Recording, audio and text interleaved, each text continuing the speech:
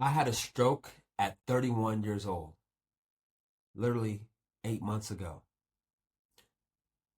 And it exposed why most people are going to fail in 2026 before January even starts.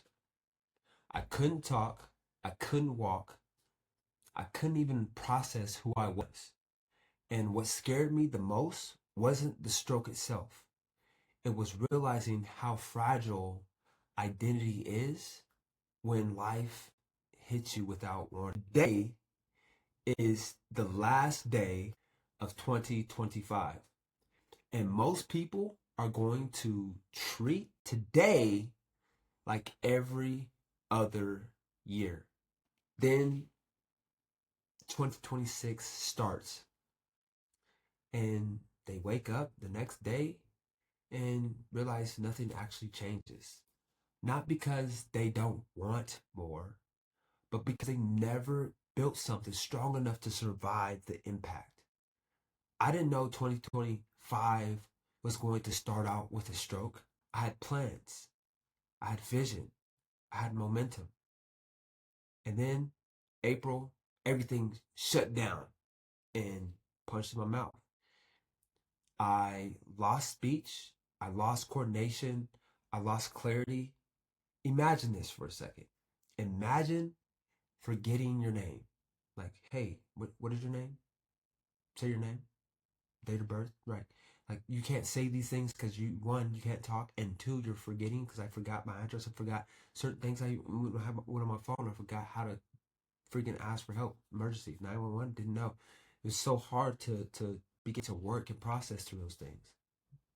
When on the phone asking me my like what's your address, all these things, and you don't know how to answer. My brain didn't get enough oxygen. My central nervous system was it wasn't firing right. Truly, anxiety. This anxiety, I'd never met it before. This anxiety was trembling, crippling, and I had so much fear. I was in confusion, and for the first time in my life, I wasn't strong anymore. Right? I'm so used to being in control of things, lifting weight, building myself up, and being the strong man. But I wasn't. I wasn't him anymore. Wasn't capable of, even though somebody could look at me and be like, oh, this man is capable, he can handle whatever. But I got brought down to my knees. And I had to face a reality most people never prepare for. What happens when the old version of you dies and you don't know who you are yet? What happens? What do you do? How do you begin to process, cope? How do you do it? Here's the lie we're all taught. If you just set better goals, you'll be fine. That's a lie. Goals don't fail because of discipline. Goals fail because identity collapses under pressure. People forget what they said they wanted. Life happens, variables show up, and pain shows up. We don't know what's going to happen in 2026. We don't know the variables. There's so many variables, a list of obstacles that are going to be in your way, and you don't know what they are. Some people that you may know is going to die next year, but you're not going to know who. Pain, some way or another, breakups, whatever, personal issues are going to happen next year. But that's what happens with a lot of people. What happens is those plans, they have plans, but then that breaks because of life, right? Plans, right? You have all these plans, and then when life happens, you break, you crumble under the plans that you thought you had, but you break with those plans because they were sturdy enough. They were under a solid foundation. I didn't have the option to drift. I had to rebuild from nothing. I started with what I could control. I began just running. I ran every day. And it wasn't for fitness, it was for mental fortitude. Every step was a prayer. Every breath was an affirmation. right? So what I did was I wrote out affirmations and I spoke it in my phone, and I put some earphones in, and as I ran, I was listening to myself speak these affirmations as I ran. I had gospel music playing. I had all these things going on, and because I was like, Father, I'm listening. There's just grateful for being alive and being able to do this and choosing faith. Every day I ran, I chose faith because there was fear that crept in and said, hey, you're going to fall. What's going to happen when you're out here? It's hot in Arizona. It's burning. You're going to be burnt alive on the freaking pavement because you're going to pass out, right? I had all these thoughts going through my head. Like, what? But I chose faith. Father, I'm listening. Day after day after day. Walk some days, run most days. Little did I know I was preparing for something I didn't even understand yet. This wasn't this wasn't punishment. This was preparation, right? And the old me had to die. Not metaphorically, right? Spiritually. When Christ died, the old man died with him, right? Christ made perfect and then died for our sins so that we could get back to the Father, right? And so when he rose, I rose with him because the new life was available.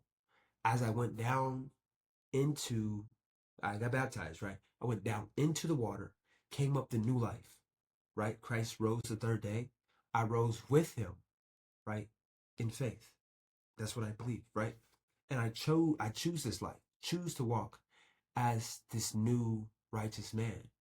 That's not perfect, but chooses to walk in this way and commit myself day after day after day.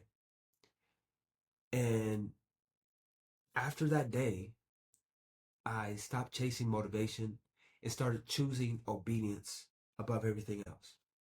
Reading when I said I would, praying when I didn't feel like it, showing up when it was uncomfortable, not for performance, but because I value my relationship with God. That changed everything.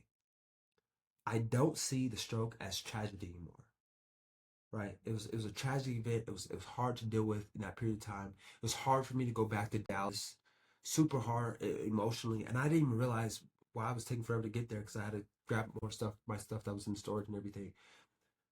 I was, it was very hard, but now I believe this was a setup for me. God took my weakest point, was broken, confused, and stripped, and rebuilt me from the inside out.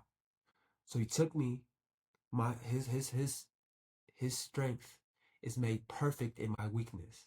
So He took my weakness. Oh, he'll do. Oh, he's stroke. He's out. He's useless. Okay, I'm gonna take him and I'm gonna make him useful. And it's not for my glory, but for his. When the student is ready, the teacher appears. And I was finally ready.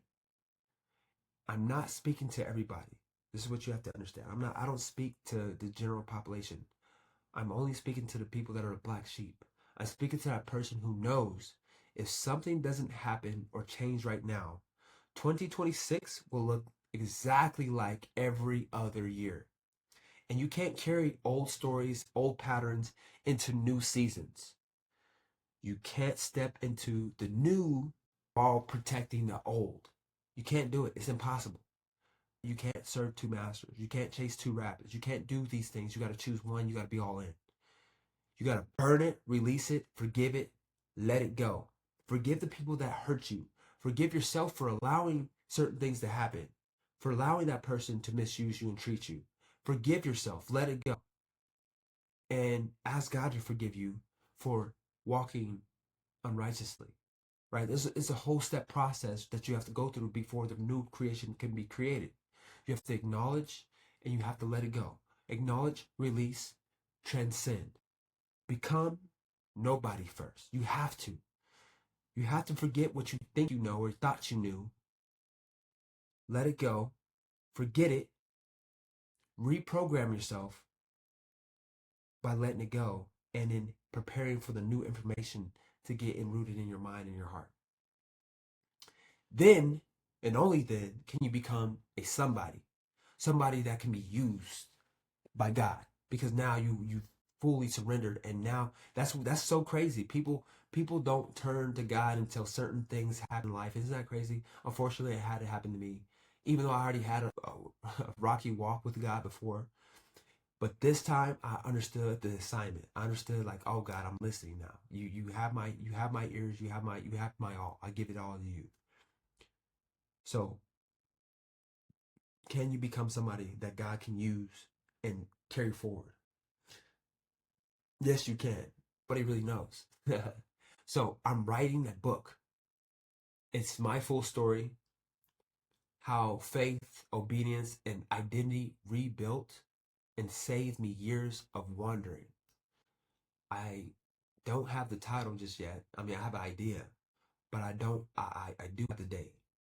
October 1st, 2026. This book is going to save so. This book is going to save people time, 5, maybe 10 years of pain by just reading this book alone.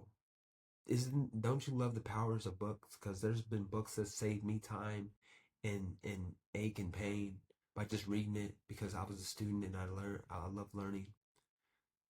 And once you see this book that I'm getting ready to write, you can't unsee this. You can't unlearn this. It's a beautiful thing, and I'm super excited to share my story and my journey with you. So here's what I'll leave with you.